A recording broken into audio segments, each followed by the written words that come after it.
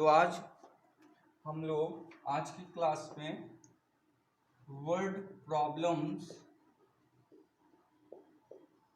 Based on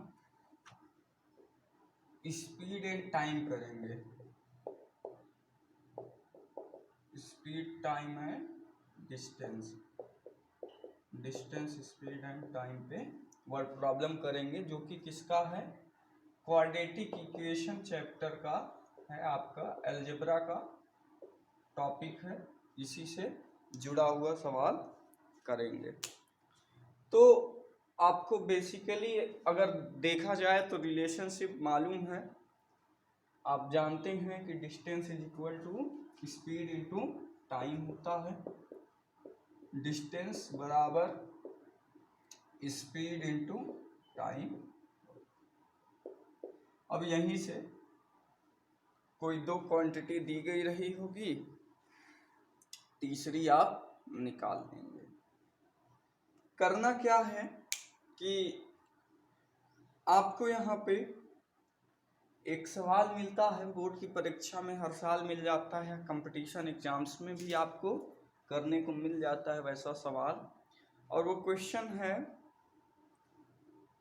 boat का, ठीक है। तो देखते हैं, दो कंडीशन आएगी, प्रॉब्लम्स रिलेटेड टू बोट। ध्यान दीजिएगा, problems related to boat. Boat problem जो आएगी आपको प्रश्न वो इस तरीके से रहेगा, दो शब्द आपको आएंगे। एक आएगा अपस्ट्रीम, मतलब होता है धारा की विपरीत दिशा में, विपरीत दिशा में, मतलब speed of boat is against flow of water. दूसरी कंडीशन आएगी आपको, एक दिया रहेगा डाउन स्ट्रीम। डाउन स्ट्रीम क्या होता है सर? डाउन स्ट्रीम होता है धारा की दिशा में। कहने का मतलब क्या हुआ कि स्पीड ऑफ बोट, या स्पीड शब्द लिखना सही नहीं होगा, आप लिखिए फ्लो ऑफ बोट, और इधर flow of boat is with the flow of water. और साधारण शब्दों में अगर इसको समझना चाहें तो ये कह सकते हैं कि अप स्ट्रीम का मतलब क्या है कि जिधर पानी बह रहा है नाव उसके उल्टा चल रही है, और डाउन स्ट्रीम कहने का मतलब क्या है कि जिधर पानी बह रहा है नाव भी उधर ही बह रही है। तो ये दो बातें आपको मिलेंगी। अब इसके लिए कंडीशन देखते हैं कि मान लेते हैं लेट मान लीजिए कि speed of boat in still water is equal to x kilometre per hour. Speed boat की स्टिल वाटर में, रुके हुए पानी में x किलोमीटर पर आवर है, ठीक है। और and speed of flow of water is equal to y kilometre per hour, ठीक। मतलब कहने का क्या है कि आपकी जो नाव है उसकी गति x किलोमीटर पर आवर है, और जो पानी बह रहा है उसकी गति y किलोमीटर पर आवर है। तो कंडीशन आई फॉर अप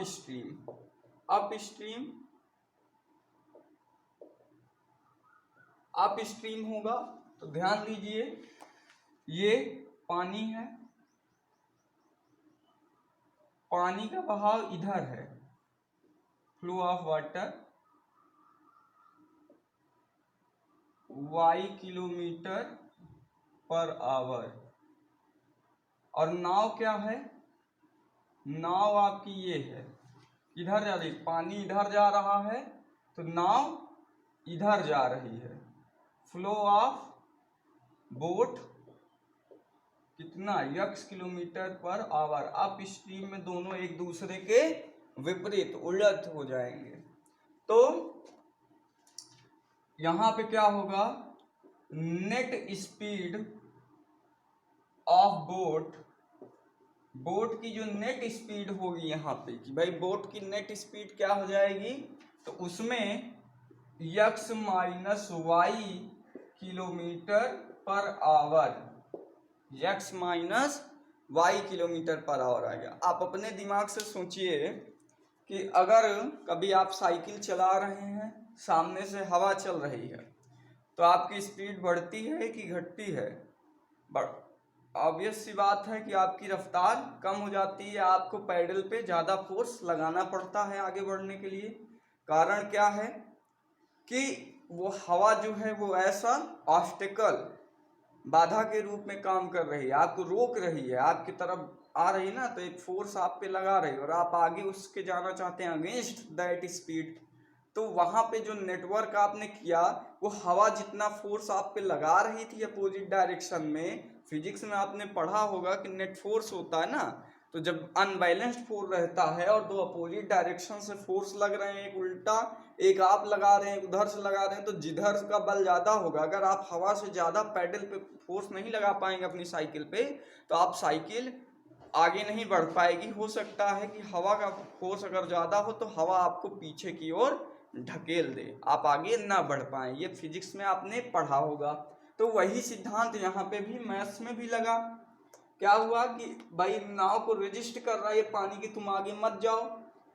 भाई ऐसे था, इधर से पानी बह रहा है, ऐसे नाव ऐसे जा रही है, तो नाव को रोकने का पूरा प्रयास किया होगा ना पानी ने, और फिर नेट स्पीड वही आई होगी। ये एक अनबैलेंस्ड फोर्स की कंडीशन आती है, और यहाँ पे नेट स्पीड क्या आता है कि दोनों की स्पीड को घटाकर। ठीक है, अब अगली कंडीशन पे बात करते हैं डाउन स्ट्रीम की। अप स्ट्रीम की बात आपकी हो गई, ये है net speed for up stream, net speed for up stream. अब बात करते हैं इसी कंडीशन के लिए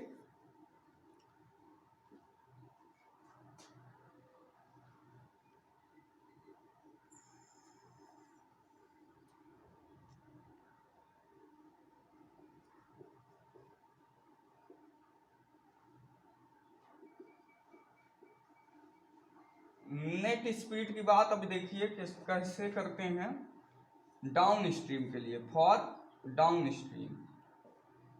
डाउन स्ट्रीम में क्या होगा, आपकी नाव ये है, नाव की गति इधर x किलोमीटर पर आवर, और ये पानी का फ्लो इधर y kilometre per our, same direction हो गया। ठीक है, जिधर नाव बह रही है उधर ही पानी भी बह रहा है, दोनों का फ्लो एक ही दिशा में हो गया। तो नेट स्पीड ऑफ बोट, यहाँ पे नेट स्पीड बोट की आ जाएगी x plus Y kilometre per hour, x plus Y kilometre per hour. Competition के बिहाफ से बहुत इंपॉर्टेंट है, जितनी भी एसएससी रेलवेज की परीक्षा होती है, ये एक सवाल आना निश्चित होता है, और अगर आप इस कंडीशन को नहीं जानते हैं तो आप उसका सही उत्तर टिक नहीं कर पाएंगे। तो इसलिए ये नियम हमेशा याद रखिएगा और समझिएगा कि क्या होता है। अब हम एक प्रश्न के माध्यम से आपको एक प्रश्न करवाएंगे, क्वेश्चन करवाएंगे, जिसमें इन बातों को आप समझ लेंगे अच्छे से। उसके पहले अप स्ट्रीम क्या है, डाउन स्ट्रीम क्या है, कंडीशंस क्या हैं, आप इस वीडियो को कुछ मिनट के लिए पॉज करेंगे, रोकेंगे और इसको लिख लेंगे। तो इसमें आपका ही फायदा होगा, अगर आप इसको रोक कर लिख लेंगे तब आगे बढ़ेंगे। अब देखिए, हम देखते हैं कुछ प्रश्न, वर्ड प्रॉब्लम्स हैं जो सॉल्व करना। हमने क्वाड्रेटिक इक्वेशन आपको पहले पढ़ाया है, पुराने वीडियोज में वर्ड प्रॉब्लम्स कुछ कराए थे, कुछ बाकी था, तो उसी पे आज आगे बात कर रहे हैं। ठीक है, तो देखिए लिखा हुआ है कि the speed of boat in still water is 15 kilometre per hour. Question है the speed of boat in still water is 15 kilometre per hour. 15 kilometre प्रति घंटा ये रफ्तार दी गई है नाव की रुके हुए पानी में। It can go 30 kilometre upstream. It can go 30 kilometre upstream. 30 kilometre upstream जाता है, ये एक डिस्टेंस है ना। And return downstream to the original point and return downstream, और वापस आता है return downstream to the original point. जहां से चलना शुरू किया था वापस वहीं पे लौट आया। कितने समय में? इन 4 hours 30 minutes, 4 घंटे 30 मिनट्स में। Find the speed of stream. Find the speed of stream. आपको स्ट्रीम की स्पीड निकालनी है। क्या निकालना है? What is the speed of stream. नाव की जो गति आई आपको उस गति को निकालना है। कोई समस्या नहीं होनी चाहिए। तो जो निकालना है सबसे पहले, हमेशा याद रखिएगा, कोई भी वर्ड प्रॉब्लम हो आपको कुछ करना है, उसका सलूशन प्राप्त करना है, तो जो सबसे पहला नियम है सॉल्व करने का वो मैं आपको बताता हूँ। जो ना दिया हो उसे मान लीजिए, उसे कुछ मान लीजिए। तो हमने मान लिया, क्या नहीं दिया था, जो निकालना था वही मान लिया। तो let the speed of stream be y kilometre per hour ना। अब हमने जब ये मान लिया, क्या मान लिया कि जो स्पीड है स्ट्रीम की वो y किलोमीटर पर आवर है, और speed of boat, speed boat की दी गई है 15 किलोमीटर पर आवर ना। 15 किलोमीटर पर आवर। तो अब बताइए, जो नियम मैंने आपको सिखाया कि अगर बोट की स्पीड x है, स्ट्रीम की स्पीड y है, तो अप स्ट्रीम के समय नेट स्पीड ये हो जाएगी और डाउन स्ट्रीम के समय नेट स्पीड ये हो जाएगी। तो आप लिखेंगे ना यही बात यहाँ पे। So net speed of boat during up stream. Up stream के दरमियान क्या हो जाएगा? 15 और y का घटाना, 15 minus y kilometre per our. देखिए वही है ना, हमें ये 15 पता है बोट का, y हमने माना है, स्ट्रीम का नहीं पता। तो 15 minus y kilometre per our हो गया। दूसरा, and net speed of boat during down stream. Downstream में नेट स्पीड कितनी हो जाएगी बोट की, बताइए? जुड़ जाएगा 15 plus y kilometre per our, ये हो जाएगा 15 plus y kilometre per our. अब टाइम दिया गया है किसके द्वारा? बोट के द्वारा ना, कि वो जाएगा अप स्ट्रीम और लौट आएगा अप स्ट्रीम। कितनी दूरी है जिसको उसे सफर तय करना है? 30 किलोमीटर। मतलब अगर यहाँ से शुरू किया था, ये नदी थी, ये दूसरा किनारा था, अप स्ट्रीम यहाँ तक गया 30 किलोमीटर, तो लौटेगा तो भी इतनी ही दूरी, और आने जाने का समय आपको दिया गया है। देखिए ये डिस्टेंस मिली है, तो अप स्ट्रीम में जो टाइम लगा, time taken in up stream distance upon time क्या होता है, डिस्टेंस अपॉन स्पीड। डिस्टेंस आपको दिया गया है 30 किलोमीटर, स्पीड आपने निकाल लिया 15 माइनस वाई आवर्स, इतना टाइम लग गया। और time taken in downstream, downstream में कितना समय लगा, डिस्टेंस 30 दिया गया है अपॉन स्पीड आपने निकाला 15 प्लस वाई आवर्स। ये पर एक बात देखिए, जो आपने ये निकाला समय, ये निकाला, ये कह रहा है कि आने जाने दोनों का समय अगर हम जोड़ दें ना, ये दोनों समय जोड़ दिया गया तो कितना समय दिया गया है, इतना दिया गया। तो आगे करेंगे, अकॉर्डिंग टू क्वेश्चन, प्रश्न के अनुसार 30/15 minus Y plus 30/15 plus Y, और 4 घंटे 30 मिनट को अगर हम परिवर्तित करें तो 30 मिनट मतलब हाफ आवर, 30 मिनट मतलब हाफ आवर। जैसे ये लिखा ना, कितना लिखा है 4 आवर्स 30 मिनट, तो इसी को लिख सकते हैं 4 + 1/2, ये 31/2, और 4 दूना 8 1 9, 9/2 ये आ जाएगा 9/2 आवर्स।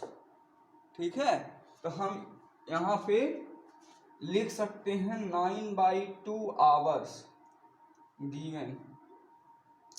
कैसे 9/2 आवर्स लिखे, 4 घंटे 30 मिनट को हमने घंटे में बदल दिया, आवर्स में बदल दिया। भाई मिनट में दिया गया था, उसको क्या किया, आवर में बदल दिया। तो 30 को लिख सकते हैं 1/2 आवर, और जब जोड़ेंगे 4 + 1/2 तो आ जाएगा 9/2, 9/2 आ जाएगा। ठीक है, कोई उसमें समस्या नहीं होनी चाहिए। अब आपके पास ये इक्वेशन है, इसी इक्वेशन को आपको सॉल्व करना है। तो ये देखिए, ये इधर मल्टीप्लाई किए, इधर की एलसीएम लिए ना, तो ये 30 × 15 + Y plus 30 15 minus Y upon 15 minus Y 15 plus Y is equal to 9/2। ठीक है, इतना हमने कर दिया। अब अगला स्टेप आपको फिर करना है, क्या करेंगे देखते हैं। अब इधर का ये हम हटा देते हैं, इसको मिटा दे रहे हैं। कोई आप लिख लीजिएगा, बहुत जो है इम्पोर्टेंट थ्योरी था, नहीं आएगा ये थ्योरी तब सवाल नहीं बना पाएंगे। अब इसके आगे का सॉल्यूशन करते हैं। देखिए 30 का 15 में multiply, 450 plus 30y plus 450 minus 30 upon में a² minus b², a minus B a plus B है, तो a² माइनस b² मतलब 225 माइनस y² बराबर 9/2। ये 30 प्लस माइनस में कैंसिल, 4.5 900, 225 माइनस y² 9/2, 9 से कैंसिल हो गया, ये 100, यहाँ बचा 1, क्रॉस मल्टीप्लाई कर दिए तो आया 200 is equal to 225 minus y², 225 minus y² is equal to 200। y² इधर ले आएंगे तो ये 225 माइनस 200, तो ये 25, तो y बराबर प्लस माइनस 5, ये y का वैल्यू, तो y बराबर -5 इज नेग्लेक्टेड। क्यों? क्योंकि स्पीड कभी निगेटिव नहीं आ सकती, is neglected since speed can be 0 और ग्रेटर देन 0। आपने फिजिक्स में पढ़ा होगा, स्पीड या तो 0 होगी या 0 से बड़ी होगी पर निगेटिव नहीं होगी। So y is equal to 5, hence speed of stream is 5 kilometre per. ये हो गया। तो देखिए था कुछ नहीं प्रश्न में, आपका ये 2017 का सीबीएसई बोर्ड का पेपर आप उठा के देखेंगे और 2014 का यूपी बोर्ड का पेपर आप उठा के देखेंगे, तो दोनों में आपको ये प्रश्न सेम टू सेम इसी नंबर के साथ आपको ये प्रश्न मिलेगा। ठीक है, 2017 के सीबीएसई बोर्ड का पेपर आप ले लीजिएगा, आंसर ले लीजिएगा, आप देखिएगा सेम यही सवाल मिलेगा। इतना छोटा सा काम करके इतना लिखना है, आपको 5 नंबर मिल जाएगा। तो था कुछ नया नहीं, बस इस थ्योरी को आपको समझना था जो हमने पहले आपको आज बताया। ठीक, अब कुछ और प्रश्न करते हैं इसी पे। एक प्रश्न और है, इसको वीडियो को रोककर सवाल को लिख के सॉल्व करिएगा, मिटा दे रहे हैं अब। ठीक है, एक बार ये सवाल उतार लीजिएगा, अपने से करिएगा, बोर्ड में आया हुआ सवाल है, बहुत इंपॉर्टेंट है।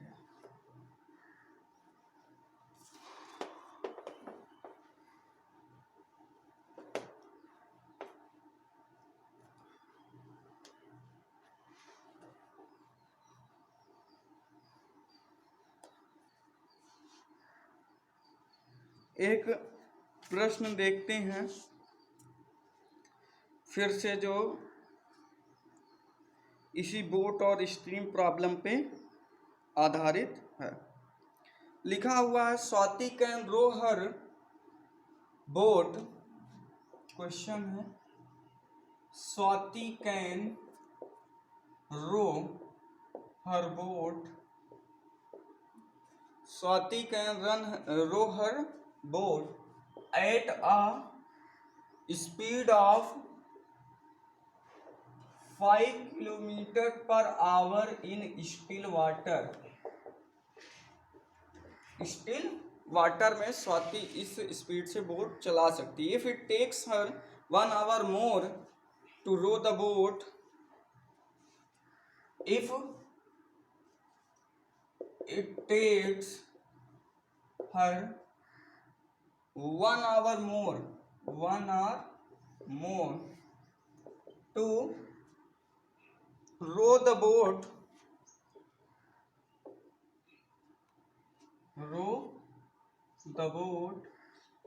5.25 kilometer upstream, 5.25 kilometer upstream, then to return downstream,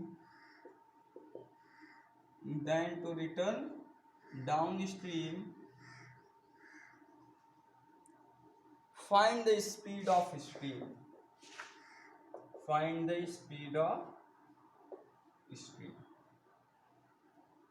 देखिए जैसा पिछला सवाल दिया था वैसा ही सवाल ये भी है, थोड़ा सा परिवर्तन है।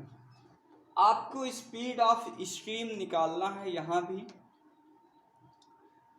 स्वाति नाव चला रही है और रुके हुए पानी में नाव की स्पीड 5 किलोमीटर पर आवर है, मतलब गिवन है सॉल्यूशन में speed of boat is equal to 5 kilometre per hour. ठीक है, और स्पीड ऑफ स्ट्रीम निकालना था। स्पीड ऑफ स्ट्रीम हमने मान लिया, पहले ये 2 चीजें आप लिखेंगे जितनी थ्योरी बताई गई, ये मान लिया से, ठीक है, ये मान लिया हमने। अब आगे तो now net speed of boat in upstream, upstream में नेट स्पीड बोट की क्या हो जाएगी, हमने बताया कि नाव की गति में पानी की गति को कम कर दीजिए, और net speed of boat in down stream. क्या बताया था इसके लिए कि नाव की गति में पानी की गति को जोड़ दीजिए। ठीक है, ये दो काम आपको करना है। तो इतना तो आपका थ्योरी है जो चलेगा, दो में एक चीज दी गई रहेगी और उसके आधार पे आप ये बना लेंगे। ठीक, अब अगला बात हम पढ़ेंगे कि दिया क्या गया है, प्रश्न को समझेंगे। तो आगे ये दिया गया है कि उसको 1 घंटा ज्यादा लगता है अप स्ट्रीम में, इतना किलोमीटर की दूरी है अप एक पॉइंट से दूसरे पॉइंट, ये दूरी है 5.25 किलोमीटर। तो अप स्ट्रीम में 1 घंटा ज्यादा लगा डाउन स्ट्रीम से ना। तो अप स्ट्रीम और डाउन स्ट्रीम दोनों को हम निकाल लेते हैं, टाइम दिया ना 1 घंटा ज्यादा, और उनका अंतर मतलब up stream minus down stream क्या आ जाएगा, 1 आवर आ जाएगा। यही कंडीशन बनेगी ना, क्योंकि अप स्ट्रीम ज़्यादा है तो अप स्ट्रीम में डाउन स्ट्रीम का समय जब हम घटाएंगे तो क्या हो जाएगा, 1 आवर मिलेगा। तो निकाल लेते हैं। टाइम और डिस्टेंस, टोटल डिस्टेंस दी गई है वो भी लिख लिया करिए। टोटल डिस्टेंस यही है ना जो दूरी वो रो कर रही है, 5.25 किलोमीटर। अब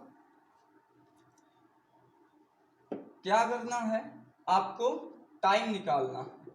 तो time taken in upstream, upstream में जो समय लगा वो कितना समय लगेगा, distance upon speed, speed upstream की 5 माइनस वाई आवर्स, और time taken in downstream, downstream में कितना समय लगेगा, distance upon speed 5 plus Y hours. ये दो चीजें हो गई। अब जब अप स्ट्रीम का डाउन स्ट्रीम का दोनों का समय आपको मिल गया तो आगे आपको करना क्या है, दोनों का रिलेशनशिप लगा देना है। नाउ अकॉर्डिंग टू क्वेश्चन, प्रश्न के अनुसार time taken by upstream minus time taken in downstream is equal to 1। ये है कि अंतर क्या है, 1 घंटा ज्यादा लगा, या आप ऐसे समझ सकते हैं कि downstream upstream is equal to downstream minus downstream plus 1, downstream में 1 जोड़ दीजिए तो आपका आ जाएगा। तो ये अंतर आप है। तो आपके पास अप स्ट्रीम में था 5.25/5 minus Y, minus downstream में आपका 5.25/5 प्लस वाई, ये 1, ये इधर 5.25 कॉमन ले लिया मैंने, तो ये ऐसे बन जाएगा 5.25 बाहर है, 5 प्लस वाई, और ये इधर जब मल्टीप्लाई होगा तो -5, और ये माइनस माइनस प्लस वाई बन गया upon 5 minus Y 5 plus Y is equal to 1। यहाँ देखिए ये कैंसिल हो गया, 2y बचा, तो मतलब 5.25 और इंटू 2y करेंगे ना, तो 5.25, तो 5 2 जा 10 हो जाएगा, और 2 5 मतलब होता है 5 हो जाएगा 0.5, तो हो जाएगा 10.50 y भाई, y बाई 2y आया, 2 का मल्टीप्लाई इस पे कर दिए, और नीचे क्या बना, नीचे a square minus B square, ऐसे बन जाएगा a square minus B square, इस तरीके से बन जाएगा। अब जब a square minus B square बन गया, ठीक है, तो आगे फिर आप सॉल्व कर सकते हैं इसको। या एक काम और किया जा सकता है, आप यहाँ से जब इसको इधर भेज देंगे तो नहीं, अगर ऐसे कर पाएंगे तो ऐसे बना लीजिएगा 5.05y बराबर ये 25 माइनस वाई स्क्वायर बना। इसको आप लिख सकते हैं ऐसे 10/50/100 ऐसे लिख सकते हैं ना। और y बराबर 25 माइनस वाई स्क्वायर। देखिए पॉइंट के बाद इस वैल्यू जीरो की तो वैल्यू है नहीं, तो हम एक जीरो ये ऐसे काट देंगे बाद में, चाहे हम एक ही लिखते कोई दिक्कत नहीं थी, बात तो वही पड़ जाती है, पर आपके समझने के लिए मैंने लिख दिया। अब देखिए ये बचा 21/2, देखिए 5 से भाग कर दिए ऊपर नीचे, तो ये 21/2 बराबर 25 माइनस वाई स्क्वायर, तो यही हो जाएगा 21 बराबर 25 दूना 50 माइनस 2y स्क्वायर। और इस दोनों को इधर ले आएंगे तो आपका जो क्वाड्रेटिक इक्वेशन बनेगा 2y स्क्वायर, यहाँ पे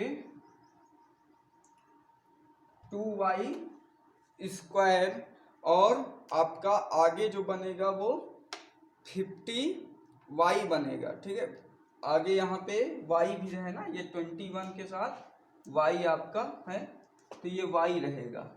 ठीक है, तो ये हो गया। अब आगे आप इसको सॉल्व करेंगे तो क्या आ जाएगा, आगे आपका इक्वेशन बन जाएगा 2y square plus 21y minus 50 is equal to 0। Minus 21 ये प्लस 21y ये इधर आ रहा है, और ये माइनस 50 इज इक्वल टू 0। देखिए जगह कम है, ये इतना लिख दिए हम। अब आपको इसको सॉल्व करना है, यहाँ तक समझ लीजिए कि ये कंडीशन है, इसके आगे आपको आता है क्वाड्रेटिक इक्वेशन सॉल्व करना। जो भी तरीका आपको आए वो कर सकते हैं, हमने जैसे कॉमन ले लिया, आप यहीं से बदल सकते थे, कोई उसमें दिक्कत नहीं है। फिर जो भी तरीका से आप चाहें कर सकते हैं। तो यहाँ y का वैल्यू देखिए, जब अब 50 के ऐसे 50 गुना 100 के ऐसे फैक्टर की घटाने पे कई आए तो 25 चौको 100 होता है, 25 और 4 तो फैक्टर आएगा, तो इसके मिडिल टर्म को स्प्लिट करेंगे 25y माइनस 4y, इस तरीके से लिखेंगे। तो आगे आप इसको अब कर लीजिएगा और y का वैल्यू बताइएगा। ठीक है, तो इस तरीके से ये क्वेश्चन आपका दिया गया था। एनसीईआरटी में कुछ सवाल आपको मिल जाएगा इस तरह से, जो बोर्ड में आया हुआ है। एनसीईआरटी का हर एक सवाल आप लगा लेंगे तो हर सवाल एक न एक साल बोर्ड में आया हुआ स्पीड ऑफ बोट और स्ट्रीम का, तो उस पर लगाइएगा। अगली क्लास में हम एरोप्लेन वाले सवाल करेंगे। धन्यवाद।